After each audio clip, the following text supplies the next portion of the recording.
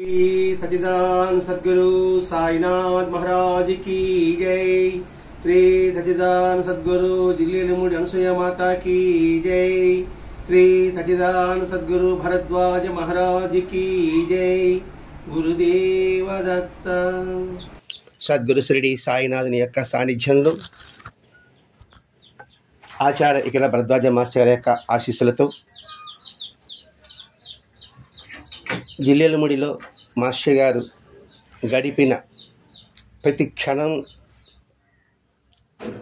ఆ అనసూయ మాత దగ్గర ప్రతి ఒక్క విషయాన్ని క్షుణ్ణంగా పరిశీలించి అది వింతగా అందరికీ తోస్తుంది. ఆ వింతలోని విశేషాన్ని వెలికి తీశారు. మట్టిలో మాణిక్యంలాగా మట్టి కనబడుతుంది అంతే, అందులో మాణిక్యం ఎతికినోడి కనిపిస్తుంది. అలాగే అమ్మ యొక్క మాటల్లో ఉన్న మాణిక్యాన్ని వెలికి తీశారు. ఆ మాణిక్యాన్ని వెలికి తీసి అందరికీ దర్శింపజేశారు. ఆ మాణిక్య యొక్క రూపురేఖలు వివరిస్తున్నారు ఈరోజు. అమ్మ యొక్క స్వరూపమే అద్భుతమైనది, అపురూపమైనది. మరి మహాత్ముల యొక్క రూపము ఎందుకు అద్భుతమైనది, ఎందుకు అపురూపమైనది? అసాధారణ తేజోవంతమై ఉంటుందట. చూడండి, అసాధారణ అంటే సాధారణ కూడా కాదు, తేజోవంతమై ఉంటుంది. కారణం ఏమిటి?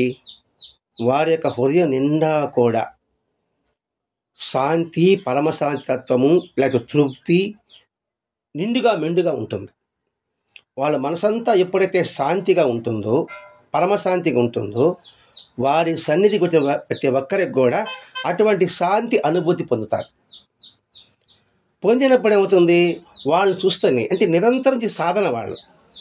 అందువల్ల అసాధారణం. మనకేం సాధారణ ముఖాలు కనబడుతుంటాయి. మనలో అటువంటి సాధన ఎటువంటి కనిపించదు, మాటల్లో వినిపించదు. కానీ వాళ్ళు ఉంటుంది కాబట్టి వాళ్ళని చూడగానే మనం సాధారణంగా ఉంటాం. అంటే మన మనసు కొంచెం సంకుచితంగా ఉంటుంది కాబట్టి. ఎందుకు సాధారణంగా ఉంటామంటే మన మనసు ఎప్పుడు స్వచ్ఛతగా ఉండదు కాబట్టి. మనం పదం వాడా, కోపం చేసుకోవాకండి. ఎప్పుడైతే స్వచ్ఛత ఉంటుందో నిర్మలత్వం ఏర్పడుతుంది. ముఖంలో ఒక అద్భుతమైన దివ్యమైన వెలుగు కనిపిస్తుంది. కొందరు చూడండి ఎలా ఉంటుందో, మనలో కూడా కొందరు చూడండి ఎలా ఉంటుందో. ఇంకా చూడాలనిపిస్తుంటుంది. వాళ్ళతో మాట్లాడాలనిపిస్తుంటుంది. వాళ్ళ సన్నిధిలో ఉండాలనిపిస్తుంటుంది. మరి వాళ్ళ ఉంది మనకెందుకు అనిపించలేదని మాత్రం ఆలోచించాం. వాళ్ళ ఉంది ఆడుండాలనుకుంటున్నాం, మనలో ఎందుకు లేకుండా పోతుందని అదే మనం ఆలోచించాం. ప్రతి ఒక్కరు అదే ఆలోచించారనమాట. వాళ్ళు పొందినారంటే మనం అది పొందగలము అనేది మనం గుర్తించాలి. ఇక్కడ అసాధారణ తేజోవంతమై ఉంటుంది అంటే ఎంతటి ప్రకాశం, వెలుగు, ప్రకాశం, తేజోవంతం అన్నీ ఒకటే. అంటే గుడ్, బెటర్, బెస్ట్. ఏది తీసుకుంటాం? బెస్ట్ తీసుకుంటాం. రాగి, ఇత్తడి, వెండి, బంగారు, అపరంజి, తర్వాత వజ్రం. ఏది తీసుకుంటాం? వజ్రం తీసుకుంటాం. మరి వీటికన్నిటికీ వజ్రానికి ఎందుకు విలువైంది? ఎంతగా సానబెట్టబడిందో. బంగారం కొలుగులో పడింది, అపరంజి కొలుగులోంచి బయట వచ్చింది, వజ్రం ఇంకా సానబెట్టబడింది అనమాట. అందుకని దానికి విలువ ఎక్కువ. అలాగే సాధనలో ఎవడైతే బాగా సానబట్టబడి ఉంటాడో వాడు తేజవంతంగా వెలిగిపోతుంటాడు. ఇప్పటికీ కోహినూరు వజ్రం ఇంకా మన దేశానికి తెచ్చారో లేదో మరి తెలియదు. అప్పుడెప్పుడో తీసుకెళ్ళిపోయారు ఇంగ్లాండ్ వాళ్ళు. తేవడానికి ప్రయత్నం చేస్తారు, తెచ్చారో లేదో నాకు తెలియదు. తెచ్చారమ్మా? ఇంకా కాలే. ఒక్క వజ్రమే వాళ్ళు పట్టుకెళ్ళిపోయారు. అట్లా ఉంటుంది మహాత్ముల యొక్క స్థితి. అయితే పూర్వం ఉన్నంత రంగు ఉండదట. కానీ ఒక రహస్యం, అమ్మ ఏ బట్టలు ధరిస్తుందో శరీరం అనుక్షణం మారుతూ ఉంటుందట. మన కంటికి అలా కనబడుతుంటుంది. అంటే ఏ వస్త్రం కప్పుకుంటే ఆ వస్త్ర రంగుగా ఆమె మారిపోతుందట. ఇదే మనకి సగుణ మేరీ నాయక్ బాబా చేతిలో వస్తుంది. కన్ను గుడ్లెప్పి చూస్తూ ఉంటాడంట బాబాని సగుణ మేరీ నాయక్. ఎందుకు అలా చూస్తున్నావు? ఏముంది బాబా ముఖంలో? ఆ ముఖంలో ఏముందమ్మా? ఏమైనా ఆభరణాలు ధరించున్నాడా? పోనీ ఏమైనా రుద్రాక్షమాలు వేసుకొని ఉన్నాడా? విభూతి పట్లను పెట్టుకున్నాడా? లేదు. మరి ఎందుకంటే అద్భుతమైన చూస్తామని అనిపించింది. ఇదే విధంగా చంద్రశేఖర స్వామి పెరియవారు అంటారు కదా, అంటే ఒక ఆయన కళ్ళ బుద్దలు వేసుకుని బోడిగుండు కూడుకొని కర్ర కూడా పట్టుకుని ఉంటాడు. చూడదు ఇప్పుడు శంకరాచార్యులు పరంపరలు. ఆయన కూడా చూస్తారేమో అనిపిస్తాడు. ఆయన బక్క పలసగా ఉంటాడు ఆయన. పోనీ గాంధీ మహాత్మ చూసుకుందాం. ఆ గాంధీ మహాత్మ చూస్తేనే అనిపిస్తుందా? ఎట్టున్నాడు ఆయన? ఆయన నిలువెత్తు శరీరం అంతా కూడా అహింస శాంతి, అహింస శాంతి, అహింస శాంతి అలా ఉంది. కాబట్టే ఒక తోటాను గుండెలో పోయినా కూడా హే రామ్ అని అనగలిగాడు. అబ్బా అమ్మ అనకుండా, అయ్యో అనకుండా. మనం కూడా అనగలుగుతా అనుకుంటాం, కానీ అబ్బే చేప కొడతారు అబ్బా అమ్మ అంటాను ఇక్కడ. ఈయన సాధన చేసి అంటే ఎందుకు చెప్తున్నా ఏంది, ఎంత సాధన వల్లే సాధ్యపడుతుంది. నాకు సాధ్యం కాదు, మనకు అవకాశం లేదు. ఈ మార్పు ఎంతో పూర్తిగా, ఎంతో స్వల్ప విధిలో, అంటే తక్కువ కాలంలో ఇది నిజమా లేకపోతే నా భ్రమ అని తేల్చుకోలేక అమ్మని 4-5 ఫోటోలు తీశారట. తీస్తే ఒక్కోదాని ఒక విధంగా కనిపిస్తుందట. నాకు తెలిసి వాళ్ళ భావం అయి ఉండొచ్చు. వాళ్ళు మార్పు ఉండరు.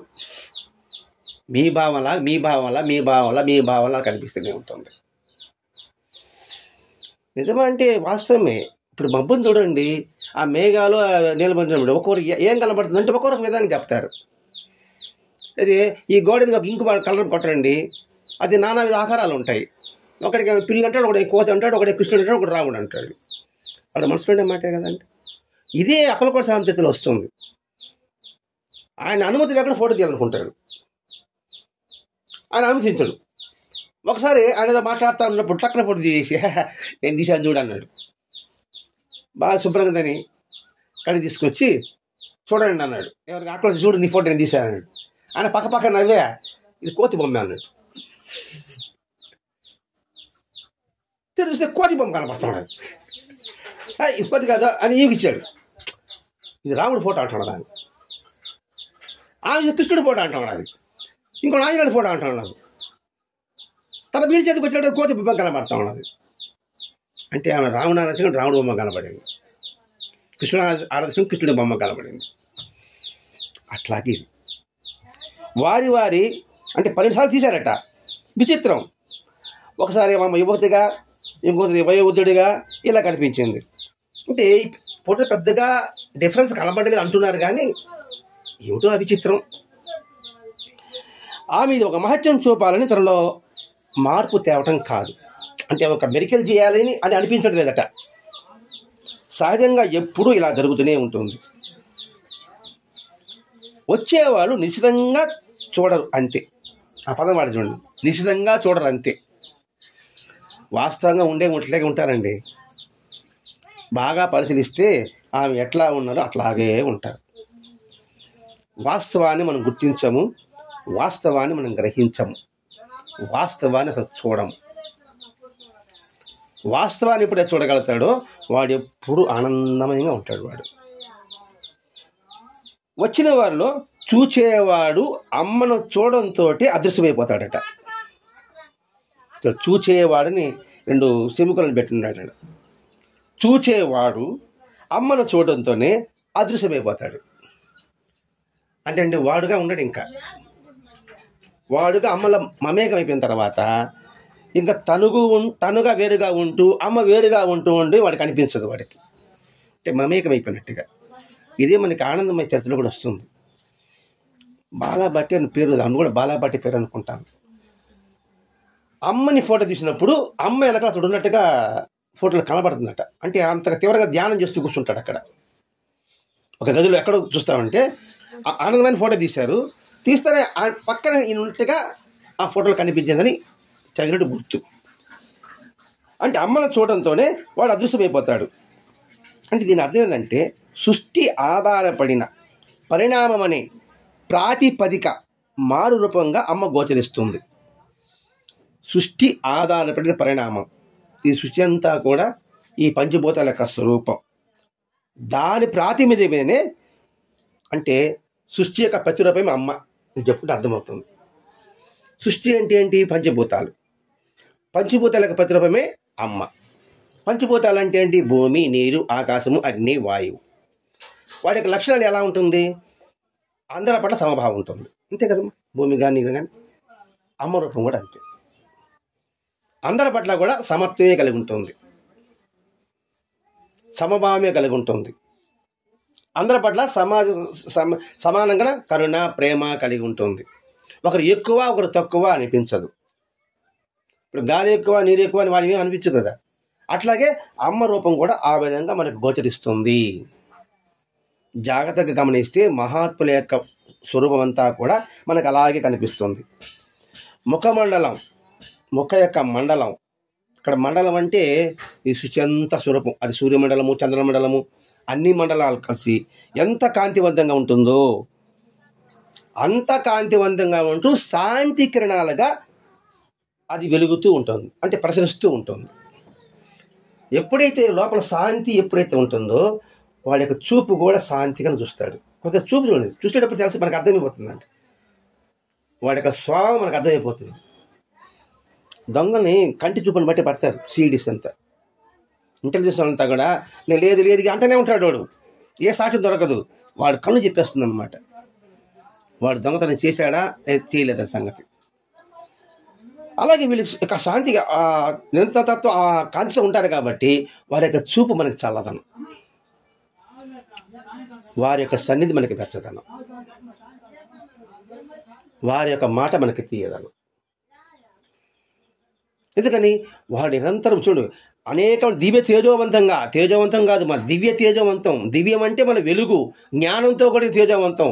ఆ తేజవంతంలో కల్మషం లేదు. అందుకని అలా ప్రసరిస్తూ ఉంటుందట. ప్రతి వారికి సుదూరమైన పరిమితి ఏదో వినూత్నత గోచరిస్తుంది, కొత్తగా గోచరిస్తుంది. ప్రతి ఒక్కరికి కూడా మీకు అనిపించింది కాదు.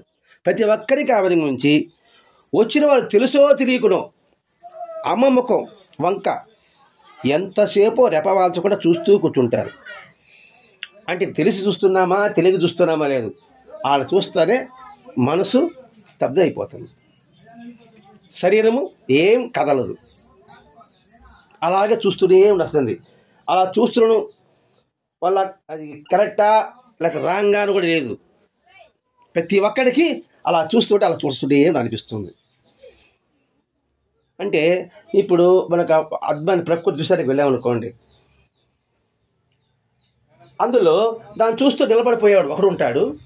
ఒకడు ఆ ప్రకృతి దాన్ని చూస్తూ తద్వారా ఒక కవిత్వం రాయొచ్చు, ఒక పాట రాయొచ్చు. అందుకోసం ప్రకృతిని చూడొచ్చు. వాడు ఆ ఉద్దేశంతో వెళ్తాడు తెలిసి.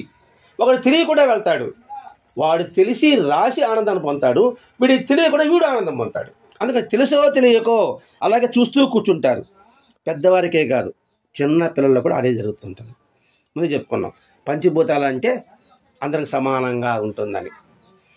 అన్నమయ్య చెప్తాడే కదా, వాన కురుస్తుంది, ఒక మిద్దింటి మీద కురుస్తుందా లేకపోతే ఇంకో దగ్గర కురుస్తుందా, అందరూ సమానంగా కురుస్తుంది కదా. అలాగే వాళ్ళ యొక్క శాంతి కిరణాల యొక్క జ్యోతి అనేది పెద్దలకే కాదు పిల్లలకు కూడా అలాగే ఉంటుంది. అమ్మముఖంలో పెద్ద కుంకుమ బొట్టు, అది పెద్ద ఆకర్షణ. సౌందర్య అలంకరణ సాధనంగా నుదుట మజ్జిగ కాక కనుబొమ్మల మజ్జిగ పెట్టుకుంటారు. మనం ఇక్కడ పెట్టుకుంటాం, కనుబొమ్మల మధ్యలో ఇక్కడ పెట్టుకోవాలి. ఇదే జ్ఞాన నేత్రం. ఎందుకు ఆ బొట్టు గుర్తుపెట్టుకోవడం అంటే కర్మ సిద్ధాంతానికి గుర్తు. అందుకని ఈ రెండు కనుబొమ్మల మీద ఇక్కడ పెట్టుకుంటారు. అదే యోగంలో కూడా జ్ఞాన నేత్రం అని అంటుంటారు. అంటే ఏంటి, అలా పెట్టుకోవడం వల్ల నిరంతరము జ్ఞానం అంటే వెలుగు వైపు మన మనసు ఎప్పుడు నిరంతరం ప్రసరిస్తూ ఉంటుంది. అలా పెట్టుకునేటప్పటికీ మనసుకి మాతృత్వ స్మరణ ఇస్తూ ఉంటుంది. అంటే చూడగానే అమ్మ అనే భావన రావాలి, పరా అనే భేదభావం పోవాలి. అందుకు బొట్టు పెట్టుకోమని చెప్పడం. ఎందుకంటే స్త్రీ శక్తి అనేది మాతృస్వరూపం. స్త్రీని గౌరవించిన దేశం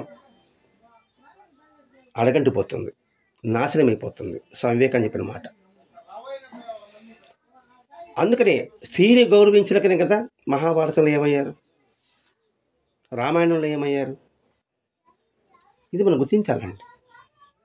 ఇది ఎవరైతే గుర్తిస్తారో, ఎవరు గుర్తించాలి? ముందు పురుషుడు గుర్తించాలి.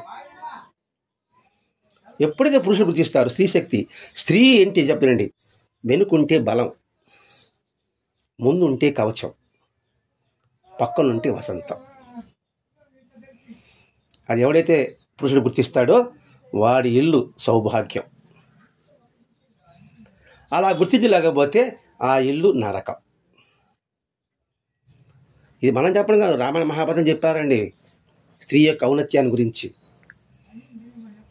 చూడండి, రామాయణంలో సీతమ్మ నగలు కింద దారి పెట్టేస్తుంది కదా, మీరు విన్నారు కదా. అప్పుడు అది దొరుకుతుంది రామలక్ష్మణుడికి. దొరికినప్పుడు లక్ష్మణ చూడు మీ వదినదేమనేసి, అన్నా మా వదిన మొక్క ఇంతకు నేను చూడలే, నేను పాదాలని చూసా, కాబట్టి దాన్ని బట్టి చూసి ఇది వదినమ్మది అని చెప్పాడు. చూడండి ఎంతటి మనం నేర్చుకోవాల్సింది దాన్ని. పురుషులు నేర్చుకోవాల్సింది, పురుషులు ఒక్కరు కూడా కనబడదు ఇలా నేర్చుకోవాల్సింది అదండి. అందుకని ఇక్కడ ఆ విధంగా ఆ బొట్టు పెట్టుకోవడం చూస్తేనే ఆ ముఖంలో సౌందర్యమే ఇది మహాశక్తి స్వరూపము అనే భావన స్ఫురించి రావాలి.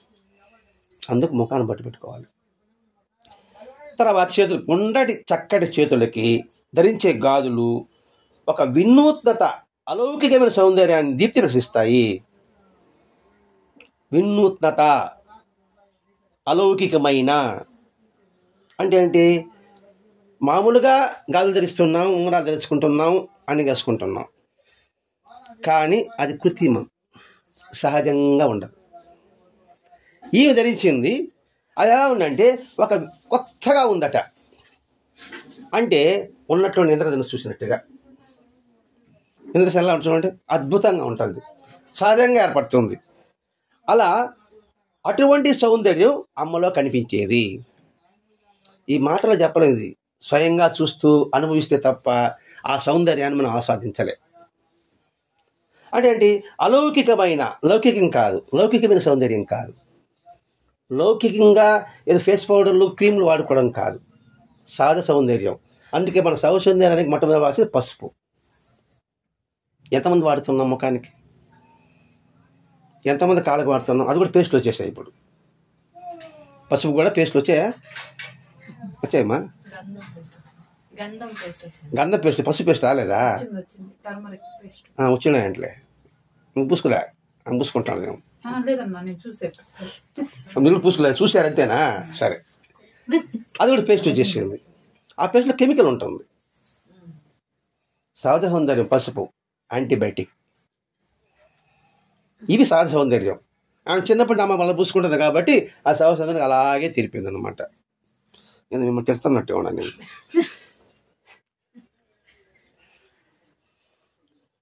కమనీయమైన మృదు స్పర్శతో హృదయం మాతృప్రేమతో నిండి జీవితంలోని విసుగులు విషాదం మరిచేట్లు చేసే అమృత హస్తం అనేది. చూడండి, జీవితంలో విషాదం విసుగు మర్చిపోతుంది అంటే ఆమె యొక్క స్వరూపం చూస్తాడు. ముందేమో ముఖాన్ని చెప్పాడు, బొట్టు చెప్పాడు, చేతులుగా వచ్చాడు. ఆ చేతులు చూస్తేనే మృదు స్పర్శతో, ఎప్పుడైతే అలా స్పర్శ తగలగానే హృదయం అంతా అమ్మ ప్రేమతో నిండిపోతూ ఎంతో విసుగుతో పోతాం, ఎంతో విచారంతో పోతాం. ఆ విసుగు విచారం ఆ స్పర్శతో పటాపంచం. ఊరికే అవుతుందా? ఆ మనసు అంతగా మృదువుగా ఉంటేనే అవుతుంది, కల్మషం లేకుండానే అవుతుంది, నిర్మలత్వం ఉంటేనే ఉంటుంది. పైకి ఇట్టే ఆడవస్తుంది అదే. అంటే మనం ఎందుకు నేర్చుకుంటున్నామంటే ఆ స్థితి కాదు మనకు కావాల్సింది. మనం ఆ స్థితి పొందాలంటే కొన్ని కోట్ల జన్మలు ఎత్తాం. ప్రస్తుతం మన మనసుని పట్టిన మలినాన్ని కొద్దిగా దాన్ని శుభ్రం చేసుకోవడానికి ఉపయోగపడుతుంది ఈ వాక్యం. అంటే ఏంటి? మన దగ్గరకు ఎవడు వచ్చినప్పటికి కూడా వాడు శాంతింపబడాలి. వాడు విచారంతో రాని, విషాదంతో రాని, ఇంక దేంతో రాని, సంతోషంతో కూడా రాని, దుఃఖంతో కూడా రాని, మన దగ్గరకు వస్తేనే వాడికి మనశ్శాంతి కలిగే విధంగా మన ముఖం ఉండాలి, మన చేతలు ఉండాలి, వీటికన్నా మన చూపు ఉండాలి. ఎందుకు వచ్చాడరా అనుకుంటూ మళ్ళా ముఖం మార్చుకోవడం కాదు, దాన్ని అభ్యసించాలండి. ఎందుకంటే అది ఆ సంస్కరించకపోతే మనకి వచ్చి ఈ అవకాశం మళ్ళీ రాదు. మనకు వచ్చిన గొప్ప అవకాశం మన మాస్టర్ గారు ఇచ్చాడు. ఈ అవకాశాన్ని మనం దారి పెట్టుకోకూడదు. ప్రయత్నం చేద్దాం, విఫలమైనా పర్వాలేదు. మొట్టమొదటి ప్రయత్నం, తర్వాత విఫలం, తర్వాత విజయం. ఇది 100% సత్యం. ముందు ప్రయత్నం, విఫలం, విజయం. ఒక పిల్లిని బోన్లో పెట్టారు, బోన్లో బందీ చేశారు. దానిలో ఒక మేట పెట్టారు అనమాట. ఆ మేట నొక్కితే తలుపు తెరుచుకుంటుంది. పెద్ద బోన్ పెట్టారు. ఆ పిల్లి బోన్ పెట్టేసి ఇక్కడ మాంసం ముక్కేదో పెట్టారు. అది గిల్లగలగల కొట్టుకునేది, తినాలి కొట్టుకుని ఏ కొట్టుకునేది. గంట కొట్టుకున్న తర్వాత ఎటో ఆ కాలు దగ్గర ఉంటుంది, ఆ మేటకి టక్కన తెరుచుకున్నది, తినేసింది. మళ్ళా వేసారు బోన్ దాన్ని, మళ్ళాగా గంట తెరుచుకున్నది. ఇంతకుముందు బోన్ తలుపు మళ్ళా ప్రతి చేసింది, ముక్కాల గంట తెరుచుకున్నది. తర్వాత అరగంటకు తెరుచుకున్నది, తర్వాత 15 నిమిషాలు తెరుచుకున్నది, తర్వాత 5 నిమిషాలు తెరుచుకుంది. ఇది నొక్కితే నిమిషానికి వచ్చేస్తుందని తెలుసుకున్నది అనమాట. ఇది ప్రాక్టీస్ జరిగింది తల్లి. ఇవన్నీ ట్రయల్ అండ్ ఎర్రర్ అని దీని పదం. ట్రయల్ అండ్ ఎర్రర్ ఏమ్మా కరెక్ట్ పదమా? గుర్తుకు రాస్తే అది నాకు జ్ఞాపశక్తి ఉంది. అయితే అదనమాట ప్రయత్నం, విఫలం, విజయం ఖచ్చితంగా ఉంటుంది అన్నమాట. ఇప్పుడు మనం కూడా సరే ఇవన్నీ మనం చేయలేమే అని అందరూ నిరుత్సాహపడితే కూర్చుంటారు జనాలు. మీరంత కాదు, మనమంతా మీరెంతగానే చెప్పాలి. కానీ ప్రయత్నం చేస్తే ఎప్పటికైనా విజయం సాధించగలము. చింతనమేంటి, మనకి యోగాలు ధ్యానాలు అంత అవసరం లేదు, దాని పక్కన పెడదాం. ఆమె చరణ సౌందర్యం అసాధారణము, పారలౌకికము అయి ఉంటుందట. చరణం అంటే పాదాలు చూడండి, ముఖమైంది, నుదురయింది, చేతులైంది, ఇప్పుడు పాదాల దగ్గరకు వచ్చింది. అసాధారణము, పారలౌకికము అయ్యింది. అంటే ఒకసారి రంగనబాబు గారిని, గుంటూరు రంగనబాబు గారిని పేరేంది ఉంటారు, ఆయన అమ్మను చూసి ఈ పాదాలు చూశారా, ఇటువంటి పాదాలను మీరెక్కడా చూచే ఉండరు, ఇటువంటి పవిత్ర పాదాలు చూడగలరు అంటే సామాన్యమా? ఇదే మన బాబా చేతిలో వస్తుంది. ఈ పాదాల గురించి ఒకటి చెప్తాడు. ఆది అంచెలు లేని ఈ పాదాలు పరమ పవిత్రమైనవి, సంపూర్ణంగా విశ్వసించు, నీ కోరిక నెరవేరుతుంది. ఆది అంచాలు లేని ఈ పాదాలు పరమ పవిత్రమైనవి, సంపూర్ణంగా విశ్వసించు, నీ కోరిక నెరవేరుతుంది. సాయి లాంబ గ్రంథంలో వస్తుంది. సపత్నేకర్ అనుకుంటా, నాకు గుర్తుంటే సపత్నేకరేనా అనిపించింది నాకు కూడా. అది నాకు జ్ఞాపశక్తి ఉంది. అయితే అంటే చూడండి ఎలా చెప్తాడు, బాబానే చెప్పాడు. అత్యంత పవిత్రమైనది ఆది అంచాలు, అత్యంత పవిత్రమైనది కూడా మళ్ళా. కాబట్టి మనం ఏ దేవాలయానికి వెళ్ళినా ఎందుకు మన పాదాలు మన శిరస్సును చటకం పెడుతుంటారు కదండి. అంటే ఏంటి, ఏదో తల కొట్టున్నాడు అనుకుంటున్నాం. భగవంతుని యొక్క పాదాలు మన తలని తాకుతున్నాయి అనే భావన, ఆ శ్రమని కలిగి ఉండాలి మనకి. అప్పుడే దాని ఫలితం. వాడు పెడతా ఉంటాడు, మనం చూస్తూ ఉంటే ఫలితం ఉండదండి. అందుకని భగవంతుని యొక్క పాదాలు అటువంటి, ఎందుకంటే పాదోస్ విశ్వాభూతాన్ని, విశ్వమంతా అని పాదాలు ఉన్నాయని ఒకటి, ఆ పాదాల్లోనే సర్వతీర్థాలు ఉన్నాయని గురిగీతలో చెప్పబడి ఉంది. ఆ పాదాల్లో నుంచే బాబాల నుంచి గంగా యమున ప్రవహించింది. ఇవన్నీ గుర్తు రావాలి. దేవాలయం వెళ్ళేటప్పుడే ఇవి గుర్తు చేసుకుంటూ పోవాలి. ఎందుకు సటకప్ప ఏ దేవాలయం పెడతారు కదండి, మనం పెట్టించుకోవాలి కూడా. కొందరు వాళ్ళ ఇంట్లో సూతకం ఉంటే పెడతాంటే వద్దు అంటారు. నాకు అది అర్థం కాదు. నాకు ఎవరు చనిపోయారు, ఎవరు దూర బంధువులు కావచ్చు, దగ్గర బంధువులు కావచ్చు, ఎవరైనా కావచ్చు కాక, అది పెడితే వద్దు అంటారు. ఎందుకు వద్దు అంటారు నాకు అర్థం కాదు. అంటే మన తర్వాత ఆయన అపవిత్ర అయిపోతాడనా? మన ఆయన అపవిత్ర అయిపోతాడు. ఆయన దగ్గర మన పవిత్రలో అవుతావు, మన ఆపత్రి మనకు పోతుంది. మనది ఏ ఆచారం మనకు తెలియదు, పెట్టారు మనకు తెలియదు. అంటే సూతకం కాబట్టి దేవుడి దగ్గర పోకూడదు అనేసి చనిపోతాడు. కర్మ తాత గుడికి పోతాడు పనుమా, ఇంకే సూతకమా, ఇంకేది సూతకమా? నిద్ర పోతారు లేదా? మనం తెలుసుకుంటాం, మీరు పాటించి తప్పగా పెడతాం. గుడికి పోతా ఉంటారు. మళ్ళీ ఇంట్లో ఏం చేయకూడదు, అది చేయకూడదు, ఇది చేయకూడదు, ఏం చేయము, హ్యాపీగా ఉండాలి మనం. సత్సంగానే ఎగ్గొట్టచ్చు హ్యాపీగా, ఎందుకంటే మన సూతం కాదు. ఆడెవడు చచ్చిపెట్టాడు వాడు. కాబట్టి పాదాలకి అంతటి పవిత్రత ఉంది. పాఠకులకు ఇక్కడ విషయం గుర్తుంచుకోవాలి. అవతార పురుషుల శరీరం మీద కనిపించే దివ్య చిహ్నాల గురించి ప్రాచీన పారమార్థిక విజ్ఞానంలో పూర్ణంగా చెప్పబడి ఉంది. అవతార పురుషులు, పురుషులు అంటే మగవాడని కాదండి, పురుషుడంటే మానవుడని అర్థం. పురుషుడంటే వేదంలో చెప్పింది ఏంటంటే మనిషిని అర్థం. పురుషయత్నం అంటారు కదా, ఈ పదం విన్నారా? మరి పురుషయత్నం అంటే ఎవరికి? మగవాళ్ళకైనా, మానవులకి అర్థం అది. పురుష ప్రయత్నం చేయాలని పదం వాడతారు. అలాగే ఇక్కడ పురుషుల శరీరం మీద కనిపించే అవతార పురుష మీద కనిపించే దివ్య చిహ్నాల గురించి పారమార్థిక విజ్ఞానం పూర్ణంగా చెప్పబడి ఉంది. బాబా కూడా ఒక పాదంలో మత్స్యరేఖ, ఒక పాదంలో ధనుష్య రేఖ నేను చూశానంటాడు ఒకడు, ఎవడో గుర్తురాలే, సోమనాథ్ నిమోన్కర్ వాడు కొడుకు సోమనాథ్. ఊరికి పోతా బాబాకి సేవ చేయాలంటే అతనికి ఆంజనేయ స్వామిగా దర్శనమిస్తాడు కదా, తోక ఉందో లేదో చూడలేకపోతున్నాను అంటాడు కదా. నేను బాబాని బాగా గమనించాను, ఒక పాదంలో మత్స్యరేఖ, ఒక మొదల ధనుసు రేఖ ఉందని చెప్పాడు. అంటే అంతటి దివ్య చిహ్నాలు ఉంటుంది. మహాత్ములకు అందరికీ ఉంటుందండి, మనం గమనించం అంతే. అలాగే బుద్ధుడికి కూడా ఆయన శరీరం మీద 32 అవతార చిహ్నాలు ఉంటాయట. 32 ఉన్నాయంట. అది ఏ మతంలో ఏ రూపంలో అది ఎక్కడ వెతికి నాకేం కనబడలే, సరే ఉంటాయని చెప్పబడి ఉంది. అప్పుడే పుట్టిన పసిపాపలోని సౌకౌమార్యాన్ని అమ్మ శరీరంలో చూడగలము. అప్పుడే పుట్టిన బిడ్డ ఎలా ఉంటుందండి? తాకితే కందిపోయేట్టుగా ఉంటుంది. అలా ఉంటుంది ఆమె యొక్క శరీరం. అగంతకులు నమస్కరించే సమయంలో, అంటే అక్కడికి వచ్చిన వాళ్ళు పాదాలపై బరువు వాంచినప్పుడు సొట్టపడిపోయినట్టుగా ఉంటారట, కందిపోయినట్టుగా ఉంటాయట. అంత సున్నితంగా ఉంటుందట. మనసు సున్నితంగా ఉంటే శరీరం సున్నితంగానే ఉంటుంది. మనసు కఠినంగా ఉంటే బాగా ఎముకలు మన లావు కనపడతా ఉంటాయి. ఉత్తి ఇక్కడ ఏం పోతుంది, ఏం కనపడదు అని చెప్తున్నాడు ఇక్కడ. కానీ అమ్మ కావాలనుకున్నప్పుడు కార్యకుశలతకు, కష్ట సహిష్ణుతకు ఎంతటి వ్యాయామశాలి కూడా నిలవలేని దారుఢ్యాన్ని చేవని ప్రదర్శిస్తుందమ్మా.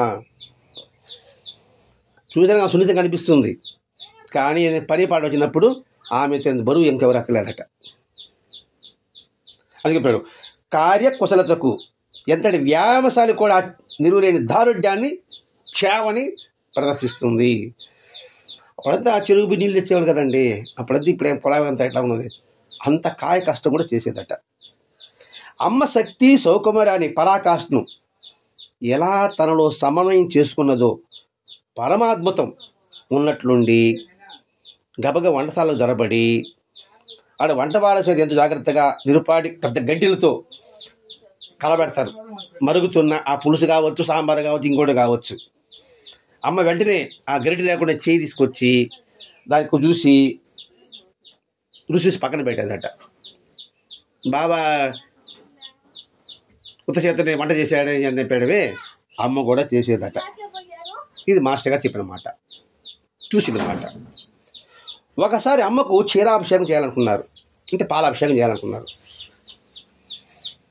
అమ్మ వంట చేసేటప్పుడు గంట లోపలికి వెళ్తుంది. ముందే చెప్పుకున్నాం, ఆమె సుకుమారము, పుట్టిన బిడ్డ ఎలా ఉంటుందంట అంత సున్నితంగా ఉంటారు అని చెప్పుకున్నాం. మరి శారీరక దాడ్యం బలంగా ఉంటుంది ఏదైనా పని చేసేటప్పుడు అని చెప్పుకున్నాం. వంట చేసేటప్పుడు చెయ్యి కలబెట్టి చేత్తోనే అరుచి చూసేవాళ్ళు అని చెప్పుకున్నాం. ఆమెకి పాలాభిషేకం చేయాలనుకున్నారు. ఎప్పుడైతే పాలాభిషేకం చేయాలనుకున్నారు అనుకోండి, నాకు పాలాభిషేకం కావాలన్నారనుకోండి, పరిగిస్తారు జనాలు. పొయ్యి మీదనే ఉంటుంది పాలు, ఏమో ఎవరికి ముందు పోయేస్తాడేమో అని గబగబెత్తి పోయేశారు. అంక అలా జరిగిందండి ఇక్కడ. నాకు భూమి కట్టాలి ఇప్పుడు విషయం చెప్తున్నా. ఎప్పుడంటే ఈ అవకాశం ఎప్పుడు దాని పెట్టి చెప్పి ఈవెన్ చేసి గౌరమ్మ ఎందుకు ఉంటారన్నమాట తెచ్చిన పోయేసి వాళ్ళు వచ్చేటప్పటికి ఆ సంవత్సరాలకు ఆగుతా ఉండదు అది. క్షీరాభిషేకం అంటే చల్లల పాలు పోయాలా, చల్లల పాలు ఇంట్లో లేదు. ఇప్పుడు వేడి వచ్చి పోయేసట అది నెత్తి పోయేసింది అనమాట. అది దారం పెంచుకోవాలి. ఈ అవకాశం మళ్ళీ రాకపోతున్న భయం కొద్దీ కాకుతున్న పాలను కొండలతో తెచ్చి అమ్మకు క్షీరాభిషేకం చేశారు. ఒక్క వారాన్ని చలించలేము. అది వేడిని అనిపించాలి. ముందే చెప్పుకున్నాం మహాతుల స్థితి ఎలా ఉంటుంది, వేడికి చలికి అతీతంగా ఉంటారు వాళ్ళు. మురికి మంచి అనే భేదభావం ఉండదు వాళ్ళకి. ఎండ వాన చలి అనే ఆలోచన వాళ్ళకి రాదు. వాళ్ళు అంత అధిస్థితిలో ఉంటారు వాళ్ళు. కాబట్టి మనకు అది వేడి, వాళ్ళకి అది వేడి లేదు, చల్లదనము లేదు. అమ్మకు క్షీరాభిషేకం చేశారు. అమ్మలో దానికి అప్పుడు చలన ఏమాత్రం లేకపోగా కనీసం కాలిన గుర్తు కానీ బాధపడుతున్నట్టు కానీ కనబడలేదు. అది అమ్మ స్థితి. మహాత్ముడి స్థితి అంతా అంతేనండి. సిద్ధార్థ సంచేతలు వస్తుంది. ఆయన దారిని పోతా ఉంటాడు. పోతా ఉంటే తుంటలు ఉంటారు కదా, ఏదో పొలానికి నిప్పులు కుంపటి ఎత్తుకొని పోతా ఉండే దీన్ని బట్టి మొయ్యిరా అన్నారు. నిప్పులు కుంపటి పెట్టేసి పోతా ఉన్నాడు. మా భక్తుడు ఏం స్వామి అంటే, మీరు పూల కిరీటం పెట్టినా నేను భరించా, ఇది అగ్ని కిరీటం ఇది భరిస్తున్నాను అన్నాడు. మన దృష్టిలో అగ్ని పూలండి, వాళ్ళ దృష్టిలో అది ఏది ఉండదు. అట్లాగే సిద్ధార్థ స్వామి చరిత్ర కావచ్చు, అందరి మహాత్ముల చరిత్రలు ఉంది. అంతెందుకు మనకి రాధాకృష్ణుడిలో ఒకసారి చెప్పుకున్నాం. రాధ అంటే కృష్ణుడికి అమితమైన ప్రేమ కదమ్మా. ఆమెని ఆమెకి ఆతిథ్యం ఇవ్వాలని రుక్మిణి సత్యభామలు ఆమె తీసుకొచ్చిన తర్వాత ఆమె రకరకాల పదాలు పెట్టారు, పాయసం కూడా పెట్టారు. ఆమె తాగేసింది. ఆమె ఏ పని చేసినా, ఏమి సేవించినా, ఏది అనుభవించినా కృష్ణుడికి సమర్పిస్తున్నట్టుగానే ఉంటుంది, భావిస్తుంది అన్నమాట. అలాగే ఆ పాయసం కూడా తాగేసింది. ఆమె పాటికి ఆమె వెళ్ళిపోయింది. ఇంతలో కృష్ణుడు వచ్చాడు. ఆయన కంఠమంతా బాగా నల్లగా అయిపోయినాడు, వాడిపోయినది. ఏమని అడిగారు. కృష్ణుడు ఏం చెప్తాడా, మీరు ఇచ్చారని చెప్తాడా? అది చెప్పలా. ఏం కాదు చెప్పండి అంటారా, ఏమైనా మీరు చేసిన పని అన్నారు. మేమేం చేసాం, మీరు వేడి కూడా పాయసం ఇచ్చారా ఇంకా? అందులో నాకే దగ్గర అయిపోయింది. చూడండి ఎంతటి అది దృఢమైన భక్తి కాదు, అచంచలమైన విశ్వాసం. అది వాళ్ళకి అది వేడా చలను కనిపించదు. అసలు నిజమైన భక్తుడికి నిర్వచనం ఏమిటి? భక్తుడు అనే నిర్వచనం ఏంటి? వాడి కథ సుఖాలకు అతీతుడిగా ఉంటే అది భక్తుడు. ఆ భావమే లేనివాడు వాడు మాత్రమే భక్తుడు. ఆ పారవశంలో మునిగి తెలియవాడే భక్తుడు. అది భక్తికి నిర్వచనం. మనం ఎవరు ఒప్పుకోం కదా, మనందరం భక్తులమే కదా. సరే, ఇంకోసారి ఆకులతో పూజించాలనుకున్నారట. ఆకులు దొరికింది, ఆకులు వినాయకుడికి గడక ఆకులు ఎత్తి వినాయకుడికి ఎత్తి పోయేస్తాం. పాపం ఆ ముళ్ళు గుచ్చుకుంటే కూడా ఉంటుంది, పెద్ద ముమ్మెత్తికాయలు, అది కూడా దండ వేసేస్తాం ఆయనకి. మనం గుచ్చుకుంటే ఉమ్మెత్తికాయలు పెద్దగా ఏం గమ్ముండదు, గుచ్చుకుంటుంది మనకి, అయ్యి దండ అనేసి ఆ మరి ఇడికి వేసారు. అందులో దురదగొండ ఆకులు ఉంటాయి, చూసారు? దురదగొండ ఆకు ఎప్పుడు చూసారా? అది కూడా పోయడమే. ఈమె 20 ఆకులు 40 ఆకులు లేదు పోయినాం. దురదే అని కూడా ఆమె అనిపించలేదట. అమ్మలో సస్యశ్యామల ప్రకృతిని ఆరాధించాలని కాబోలు భక్తి ఎక్కువైపోయింది. అమ్మలో ప్రకృతి చెప్పేసి ఉండే ఆకులన్నీ పోసారు. అందులో దురద పుట్టించే ఆకులు కూడా ఉన్నాయి. వారి చేతులు దురద వచ్చిందే కానీ అమ్మకి మాత్రం దురదలు రాల. ఎత్తి పోయేసారు. చూసుకుంటే దురద కావాలి, ఏదో దురద కావాలి. అమ్మాయి శాంతంగా కూర్చున్నాడు అన్నమాట. ఆయన మాత్రం తనకేం పట్టనట్లుగా ఉంది. పూలతో ఒక రాళ్లతో పూజించాలనుకున్నాడు ఇంకొకడు. ఇది చూడండి ఎంత విచిత్రమో. రాళ్లతో పూజించాలనుకున్నాడంట ఒకడు. కుతూహల పడిన ఒక ఆలంక భక్తుడు అంటే వాడేవాడు నాలాంటి వాడు. కుతూహలం ఎక్కువ పెట్టి భక్తి ఎక్కువైపోయింది, భక్తి పారసం ఎక్కువైపోయింది. మనం కూడా భక్తి పారం అయితే ఆ పటాన్ని చుట్టూ బొట్లే కదా, పెద్ద పెద్ద బొట్లు పెట్టేస్తాం. అబ్బా మాకు భక్తి ఎక్కువ, కొట్టే భక్తి ముఖమే కనబడదు. మనం పెట్టుకుంటాం, ఆ విధంగా పెట్టుకోం. మనకి ఒక మాల వేస్తే కష్టం, వెయ్యి మాలన్నీ నెత్తిన భరించాడే సంగతి కూడా చూసాం. దేవాళ్ళు వేస్తాం కదండి నెత్తిన. మన పరిస్థితి అది. భక్తి ఎక్కువ ఇప్పటికీ అమారికి ఉంటుంది అనమాట. వాడు రాళ్ళు రవ్వటం మొదలు పెట్టాడు. ఎందరో ఎరిగినదే, వాడి ఆనందానికి కూడా అమ్మ అడ్డు రాలేదు. ఎందుకు ఈ భక్తులు ఇచ్చడం, ఎందుకు వాళ్ళ ఆనందానికి అడ్డు రాలేదు? బిడ్డల ఆనందం తల్లికి ఆనందం. పిల్లడు మా మనవడు వచ్చి తాత గుర్రం అంటే ఏం చేస్తానమ్మా? వంగత వాడికి గుద్దుతాడు, పట్టాడు, చేస్తాడు. వేరే ఎక్కమన్నా గమ్ములు కూర్చోరా అంటాను నేనేమన్నా. అదే ముద్దుగా ఉంటుంది కదండి. అమ్మ తత్వం కూడా అంతే. అమ్మ ఆనందానికి ఇదే గుర్తు. అమ్మ ఆనందానికి అడ్డు రాలేదన్నాడు ఇక్కడ. అమ్మ ఆనందానికి అడ్డు రాలేదన్నారు. అప్పుడు అమ్మ ఏ స్థితిలో ఉంది? నిరంతరం ఆనందాన్ని స్థితిలో ఉంది, నిరంతరం తన్మయత్వంలో ఉంది. నువ్వు ఒక టీవీ ఫోన్ కావచ్చు, ఏదో కావచ్చు, తన్మయత్వం చూస్తూ ఉంటే చీమ కొట్టినా దోమ కొట్టినా నీకు అనిపిస్తుందా? అమ్మ భోజనం చేస్తారమ్మంటే వినిపిస్తుందా? అది అట్లా ఉంటుంది అంట అమ్మ తన్మయత్వం. అందుకని అమ్మ ఆనందానికి మాసరాస్తుండే అది అడ్డు రాలేదు అంటే అంత తన్మయత్వం నిండిపోయినారనమాట. ఆ తన్మయత్వం మనం నిండిపోయినాం కాబట్టి మనకి చెమట పట్టింది కూడా మనకు గుర్తు రాలే. ఇప్పుడు చెమట చెప్పండి, ఇప్పుడు గుర్తు వస్తుంది అనమాట. ఒరే మన చెమట పడతాం దగ్గర సంగతి అంటే ఏంటి? ప్రతి ఒక్కట్లో మనం ఈ విధంగా తన్మయత్వం పొందగలిగితే నిరంతరం ఆనందమే. నేను ప్రతి క్షణము నాకు భగవంతుని అనుభూతి పొందుతున్నాను అంతే, ఇంక వేరే ఆలోచనే ఉండదు. ఇంకా ఉండనప్పుడు, ఏ ఆలోచన లేనప్పుడు వాడు నిరంతరం ఆనందంలో ఉంటాడు. అమ్మ ఏ భంగిమలో ఉన్నా, ఇప్పుడు వచ్చి సిట్టింగ్ పొజిషన్ చెప్తున్నాడు, ఏ భంగిమలో ఉన్నా ఆ భంగిమ సాకార స్వరూపంలాగా ఉంటుంది. ఆయన ఎట్లనే కూర్చొని ఆరాధించే విధంగా ఉంటుంది. ఇలా పెట్టుకొని అదే ఆరాధించే విధమే, ఇలా కూర్చొని అదే ఆరాధించే విధంగా ఉంటుంది. సాకార రూపం అంటే నిరాకారం అంటే ఏమీ లేకుండా, సాకారం అంటే ఏదో ఒక రూపంలో ఉండడం. ఏ రూపంలో ఉన్నా కూడా ఆరాధించే విధంగానే ఉంటుంది. ఒక్క క్షణం క్రోధ వీక్షణం ప్రసరించిందో, అమ్మో ఇది కూడా ఉంది మళ్ళా, ఒక్క క్షణం కోపంగా చూసిందో ఎదుటివాడు ఠమ్మని అనగారిపోతాడు. ఎందుకు కోపంగా చూస్తుంది? ఎందుకు చూస్తుంది? చెప్పిన పని చేయకపోతే, చెప్పిన మాట వినకపోతే. నువ్వు చెప్పిన మాట అమ్మ కోపంగా చూస్తుంది. మనం భయపడంలే, అది కాలం పోయింది, భయపడే కాలం అంత పోయింది. ఎదుటివాడు అనగారిపోతాడు. ఎంత కనబడుతుందంటే ఇంక మాట రాదు వాడికి, స్టన్ అయిపోతాడట, నిశ్చేదం ఉండిపోతాడట. ఆ సమయంలో అమ్మ విలయ భీకర మహాకాలస్వరూపం, చూడు కాలస్వరూపం కాదు కదా, ఇంకా ఆమె నవదగాములు అలాగ అనిపిస్తుందట. ఏది? క్రోధ వీక్షణం, కోపంతో చూసేది ఎలా ఉంటుందంటే ఇంకా ఇవి నమ్మరా, ఈ నవ్వే పర్లేదు, ఇదిగా ఇంక మన పని అయిపోయింది ఇంకా అనే విధంగా ఉంటుందట. అర్థమైంది లేదు మరి? ఆ క్రోధ వీక్షణం అంత భయంకరంగా ఉంటుంది. ఇంక ఇవి జన్మలో మన దగ్గర చేర్చరు, మనం చూసి నవ్వదు, అంత కాలస్వరూపం ఉంటుంది అని అనిపిస్తుందట.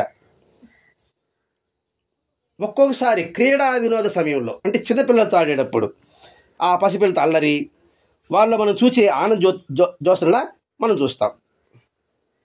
ఒక్కోసారి వినోద సమయంలో చిన్నపిల్లలతో ఎలా ఆడుకుంటుందో అలా ప్రవర్తిస్తుందట. తనతో మాట్లాడేవారిని ఎగతాళి చేస్తూ, మళ్ళా ఒక్కొక్క సందర్భంలో మీరు మాట్లాడతారనుకోండి, కొంచెం ఎగతాళి చేసేది, మీలాగా యాక్షన్ చేస్తూ అనుకరిస్తూ చూచేవారికి అమ్మను ఉగ్రస్వరూపంగా భావన, నిజంగా ఇంతకుముందు ఆమె కోపం చేసుకున్నదా అనిపిస్తుందట. మళ్ళీ మాట్లాడుతూ ఆడుకుంటూనే ఉంటుంది.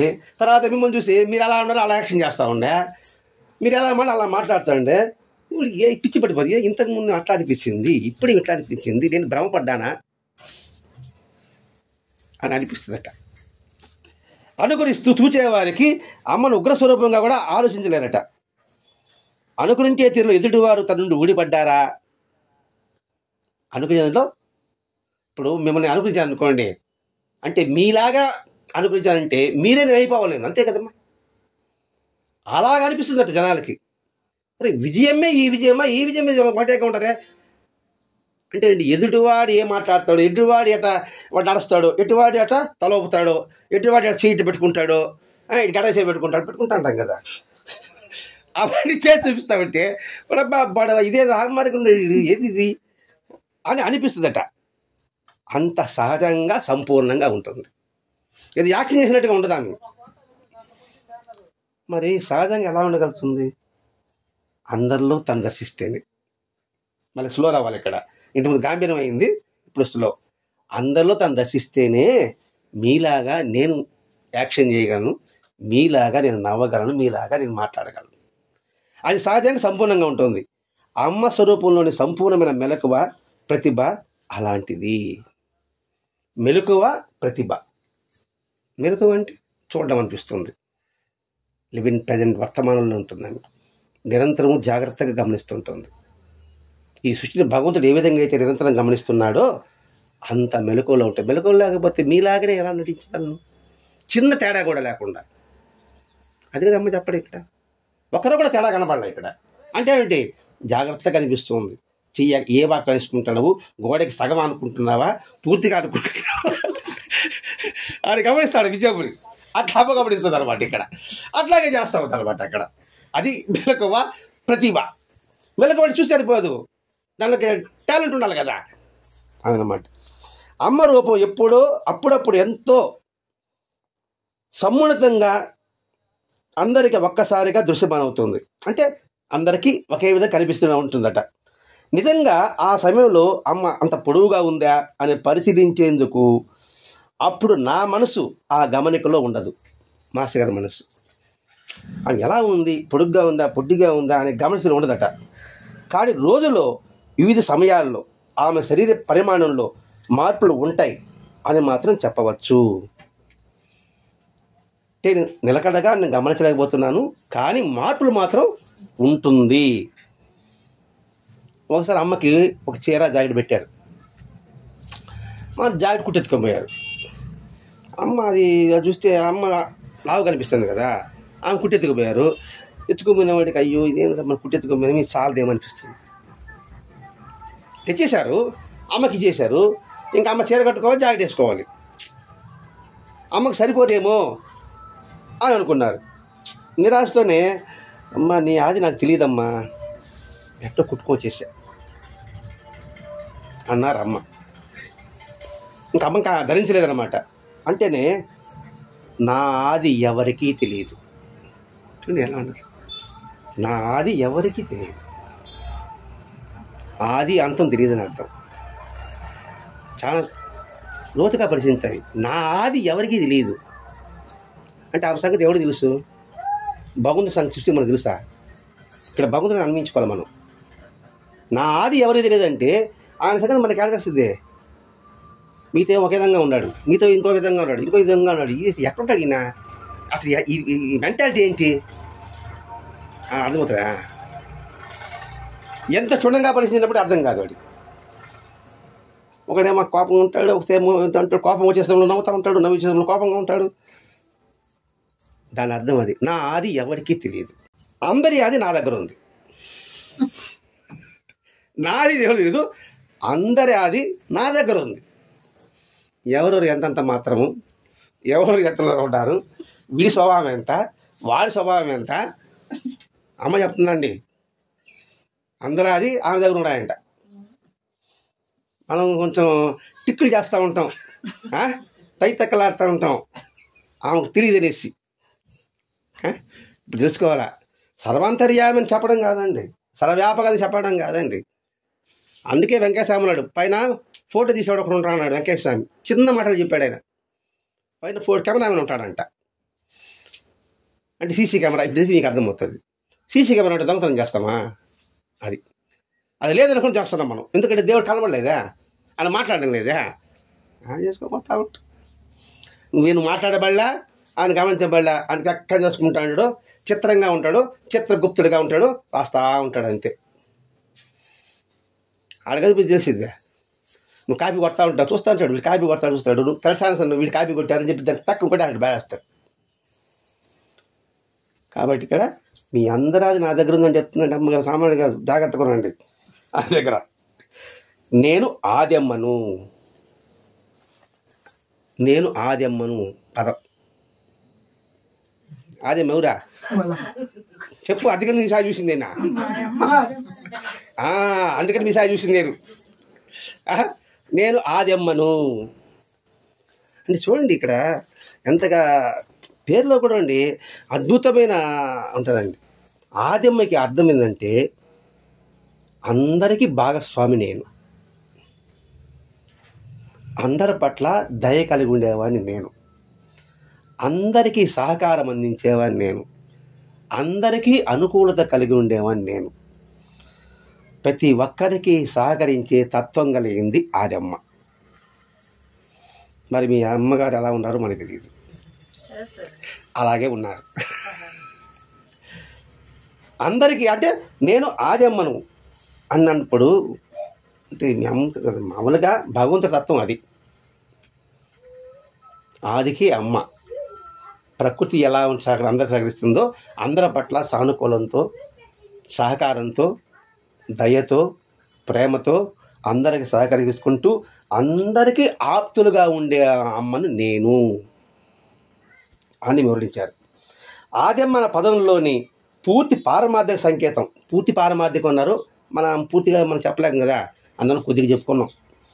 అన్ని రూపాలు ఒకటిలో నుంచే ఆవిర్భవించిందని గుర్తింపజేస్తుంది. అన్నీ కూడా ఒకటిలో నుంచే ప్రారంభమైంది. బీజమే ప్రధానం అంటే భూమిలో నుంచి రావాల్సింది. భూమి చెప్పుకుంటే మనకు అర్థమవుతుంది. అన్ని రూపాలు కూడా ఒకటిలో నుంచి ఆవిర్భించవలసిందే. ఆ ఒకటి భూమి అనుకుందాం. భూమి నుంచి అన్నీ రావాలి. అది బంగార, వెండి, మనిషి, చీమ, చిట్ట, పురుగు అన్నీ కూడా సరే.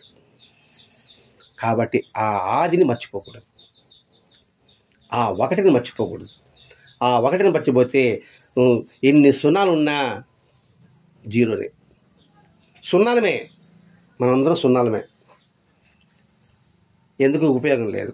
ఈ సున్నాల ముందరగా ఆ ఒకటిగా నిలబడిందంటే అబ్బో ఎంత విలువో. ఆ ఒక్కటి భగవంతుడు, అది గుర్తించాలి. అందుకని ఆ ఒకటిలో నుంచే ఆవిర్భించింది. తాను సమర్పించింది అమ్మకి చాలకపోయినా అన్న దిగులు మాత్రం ఆ వ్యక్తికి పోలే. ఆమె తెచ్చింది, ఆమె మీద మాట చెప్పేసింది, అయ్యో తెచ్చాను, ఆమె సరిపోలేదే, బాగానే ఉంటుంది కదా. ఆమె శుభ్రంగా స్నానం చేసుకుని కట్టుకొచ్చి సరిపోయింది. భక్తుడిని మనిషి అడుగుతాడండి భగవంతుడు. భక్తుడికి బానిస భగవంతుడు, నిజమైన భక్తుడికి. అందుకే కన్నప్ప కొండపైన ఉన్నాడు, శివుడు ఎక్కడున్నాడు? కాళహస్తి పోయారు మీరు ఎప్పుడన్నా? కన్నప్ప కొండకి ఎక్కారా? భక్త కన్నప్ప ఈసారి చూడండి. శివాలయం కన్నా పైన కొండ మీద ఉన్నాడు కన్నప్ప.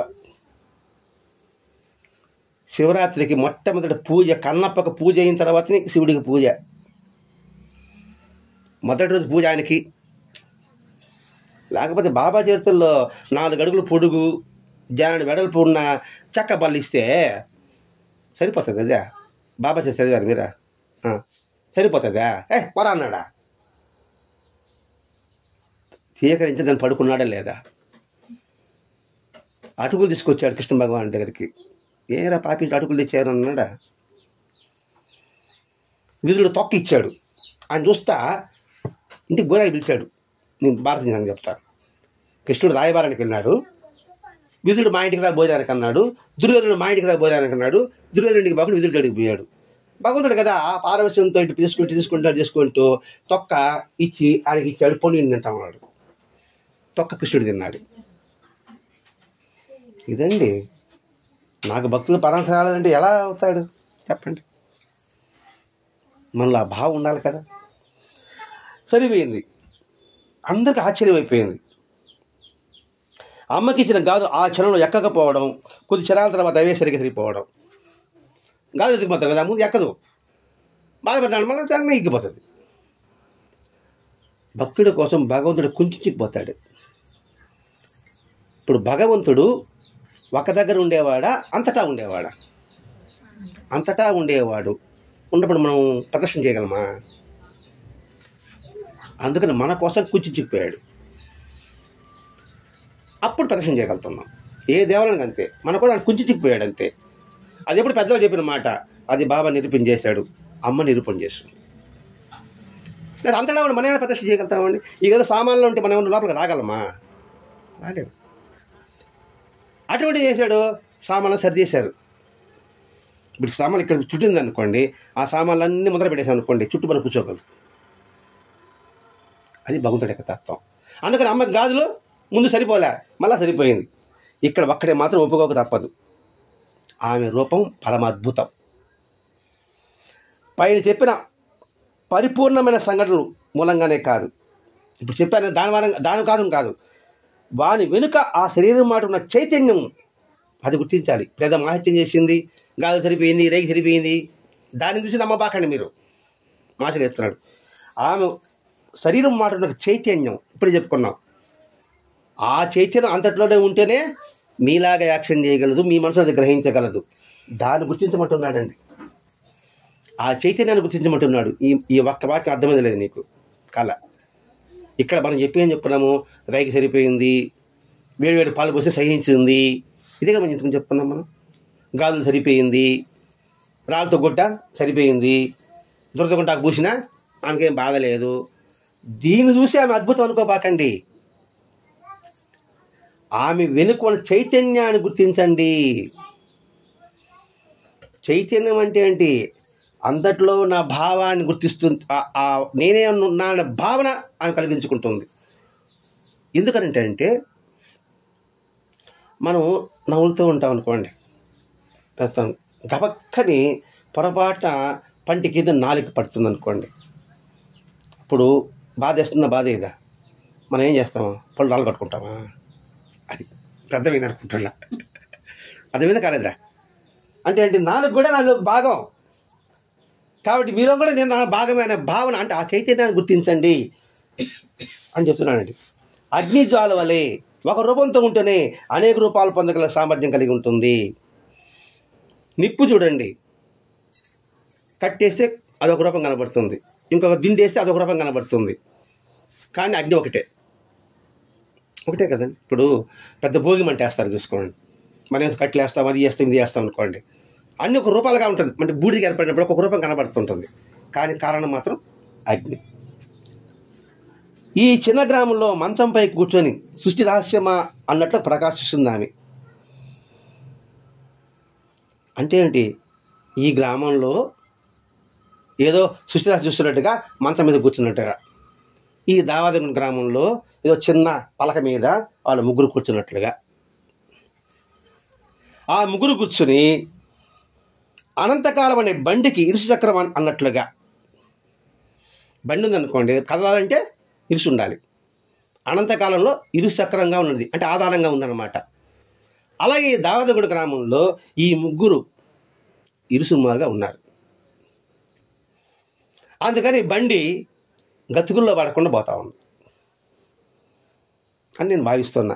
నిజమా అబద్ధం మీరు చెప్పాలా? వినపడలేదా? సృష్టి వైవిధ్యంలో అంతర్లీనమై భాషించే ఏకత్వ ప్రతిరూపమా అన్నట్లుంది. సృష్టి వైవిధ్యంలో అంతర్లీనమై భాషించే, అంటే కనబడకుండా భాషించే ప్రతిరూపమా అన్నట్లుంది. ఏకత్వం అంటే ఒకటే, అదే దావాదగుట్ట గ్రామం అని నేను భావిస్తున్నా. నిజమా అబద్ధమా? వినపడలేదే? వినపడలేదంటే మళ్ళీ నవ్వుతాడు. బండికి ఇరుసు చక్రం ఆయన, ఏకత్వం పెంచింది ఆయన. అందుకని దావాదగుంట రథం సాఫీగా సజావుగా ప్రయాణం సాగిస్తుంది. అది ఈరోజు మనకి అమ్మలోని అద్భుత సౌందర్యం, అపురూపమైన సౌందర్యం, అసాధారణ సౌందర్యం, పరమాద్భుతమైన విషయాన్ని భరద్వాజ మాస్టర్ గారు మనకి ఈరోజు చాలా చక్కగా వివరించి, మనం అందరం కూడా సవ్యమైన మార్గంలో వెళ్ళాలని, మనకి మార్గదర్శుడిగా ఇరుసులుగా సాయి మాస్టర్ గారు ఉన్నారని భావించుకుంటూ, శ్రీ సచిదాన సద్గురు దిల్లీలిముడి అనసూయ మాతాకి జై. శ్రీ సచిదాన సద్గురు భరద్వాజ మహారాజ్ की जय. गुरुदेव दत्त.